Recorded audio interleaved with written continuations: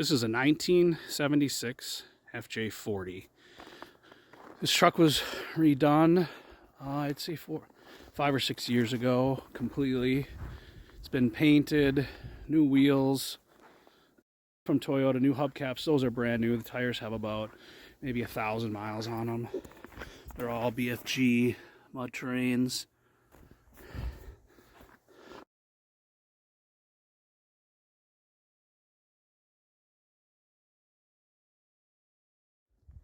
You can see it has a spare tire holder, cooler, light guards.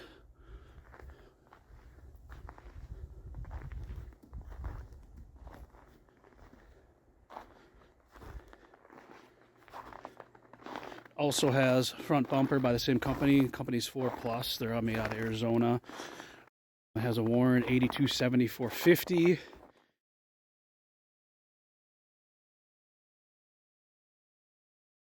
Basically brand new. I think I've spooled it out a couple of times. I spooled it out to put the string on it versus the cable. That's about it. Power steering, you can see there. All the cables are run nice. Battery tender's pre-wired in, so all you gotta do is plug it in, and it charges the battery when you're not using it. Rigid industry lights, all on the outside. This, I'm gonna set the camera down for 1 second.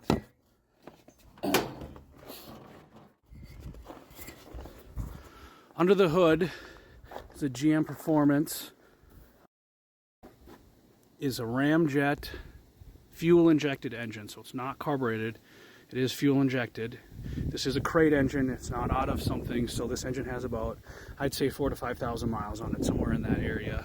I can't remember exactly what the mileage we put it in.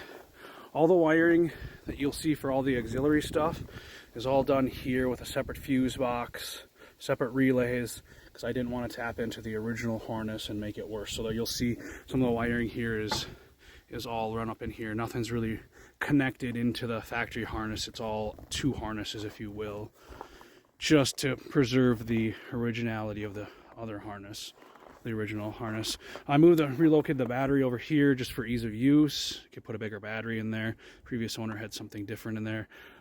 You can see it has ARBs, front and rear. It also has the auxiliary port to plug in auxiliary air if you need to. The winch is wirelessly controlled. It has the Warren controller there to wirelessly control that. The front axle is all chrome moly. It has the chrome moly outers all to work with the hubs. So that's all chrome moly in there, and those are long fields. So they're great axles. You can see it has the Old Man Emu suspension, Bilstein shocks. It has the flip over kit for the U-bolts, and that's also by 4+.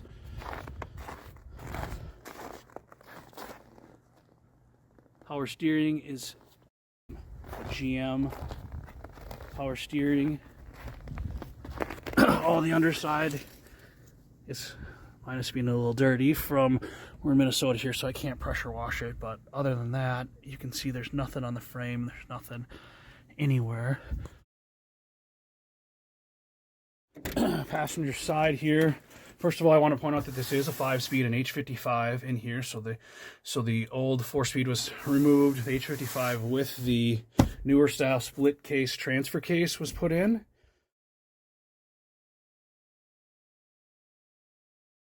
Seats were all redone. These are done by a local guy here. We ended up buying Jeep inserts here, material here, because I liked to have the rigid ability here so that they'll wear better. We also put seat heaters in here, and we did that. Heat seaters are all hooked up, one for each side. Here you have your ARB controllers. Air conditioning, which I failed to mention when we are under the hood, but air conditioning, that's controlled up here. That is a cool cruiser's unit.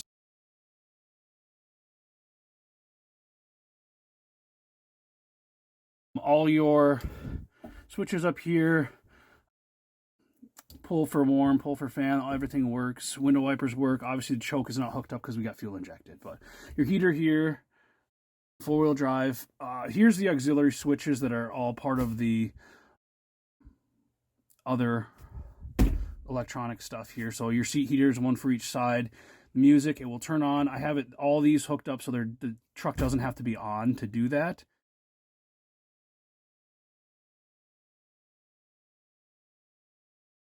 Front light, back light, music, and this is my auxiliary port. So if I want to keep these ports hot, there's also more throughout the truck that this will turn on, and so then you can charge your devices, run anything you want, but the truck doesn't have to be on. That was my theory behind that. So Toffee center console with the radio in there. All your goodies can go in there. You can see this is the aftermarket mat that was remanufactured. It's a super high quality piece, stupid expensive, but it's worth every nickel. You can see that the underside, everything is cleaned and nice. It is not old and chunky. We'll open up the back here so you can see that.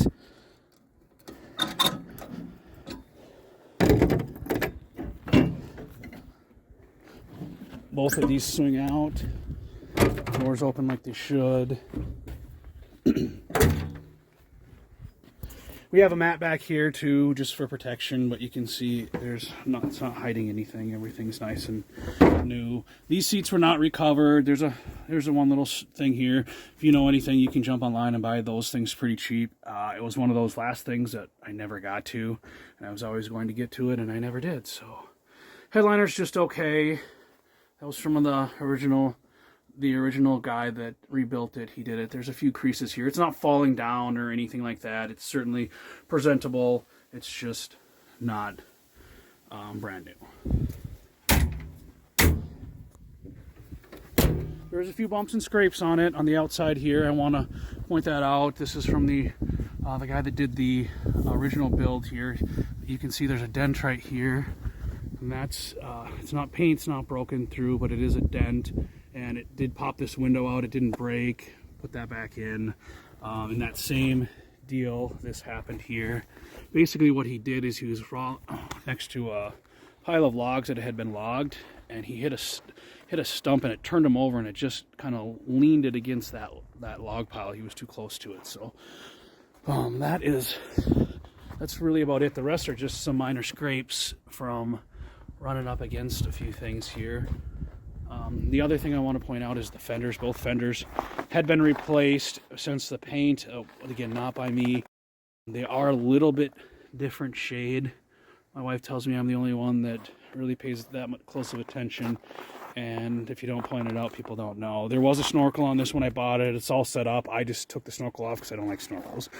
So it's all pre-drilled for as far as snorkel if you want that. All the windows roll down as they should. You can see the driver's side is as clean as the passenger side. I put a subwoofer under here. It's not huge. It's just enough to have a little bit of bass, but not blow you away. I listen to country music, so it's good enough for me. We have all the gauges work. We do have a separate speedo and a separate water temperature gauge. And I said they all work. This temperature gauge is not hooked up. It was something with that engine that this water gauge was a lot better, so we hooked that up instead. I can't remember the exact details. When you do turn on this power button, I hooked up a voltage regulator right down here. So say you're outside of your vehicle, you could monitor your voltage so that you didn't run it too low if you were running something. The other thing I wanted to point out is I hooked up a dome light here. It's just kind of an inconspicuous little switch that if you pull out, you can see you have lots of lights that light up. It doesn't look too bright right now, but it definitely will be. It's definitely bright in the dark. Kick panel speakers on both sides, and then you saw some 6x9s in the back with the sub. It's all I need for music. The dash you can see is cracked. I have a brand new one in a box. If you know anything about trucks, you got to take the roof off to put the window down, or the front glass down to replace that. So that's the only reason that hasn't been done. Like I said, it's sitting in the box. So everything else, it sits in the heated garage. It's never driven in the wintertime, and it's never, since it's been rebuilt, it's never been out of that heated garage. I'll walk around one more time. Put this hood back down for you. There is a rock chip in the glass right here. It's not in my way, and I just haven't fixed it. It's that glass is pretty cheap. This is the OEM glass. It has the stamp on it, so it's kind of one of the reasons I haven't replaced it. It's just kind of nice to have the original glass. The windows are tinted. Those from the previous owner. I was going to remove those, just haven't done it yet either.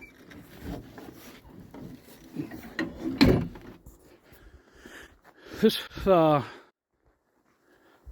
cooler holder, it's technically made for jerry cans. I've never used jerry cans in there. I just put a cooler in there. It seems like it works for me, fills up the spot. I use the cooler probably more.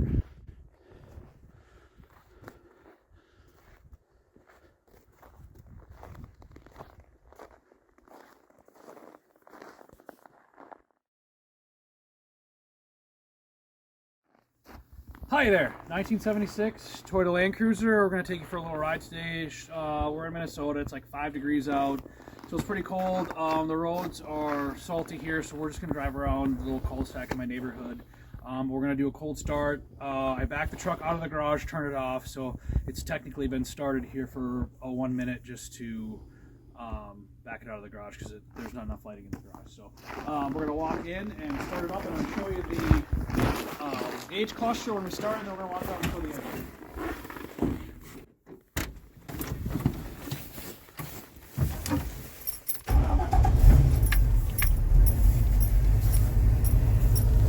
Okay, as you can see, the RPMs are running.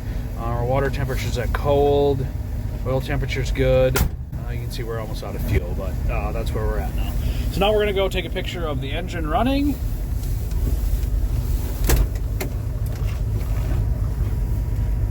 Okay, here we are with the engine running. You see we have a serpentine belt in here, so everything's running on one belt. Engine runs like it's on, nothing wrong. We'll take a quick walk around the truck. Hopefully you can get a little bit of an idea of the sound of the truck. We had a different, quieter muffler put on. The PO had a loud, I got a V8 muffler, if you will.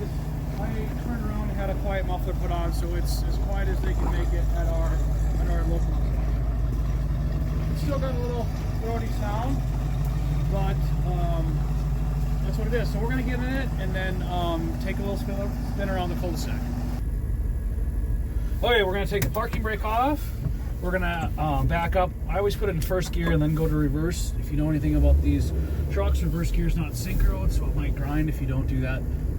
So we're going to go first. We are going to put it in four-wheel drive because we are going to be driving in our driveway and the neighborhood, which I told you there's a lot of salt here. So we're just going to go up and go around the driveway. I apologize, we won't be able to get anything up to speed because of the icy conditions we have here, but you can see the truck runs and drives and sounds just fine.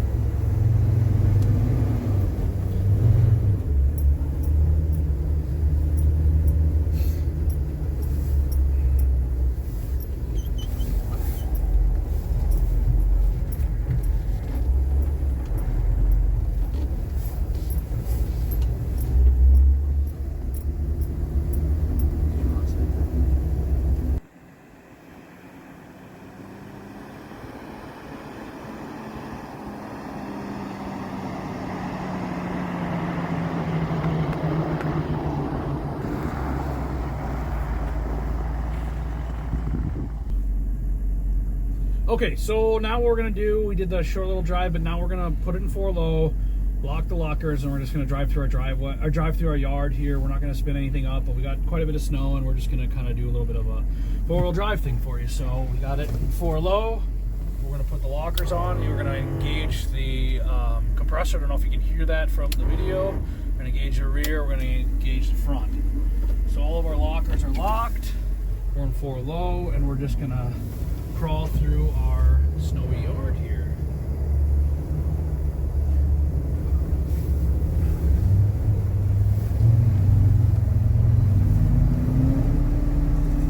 We've got quite a bit of snow, so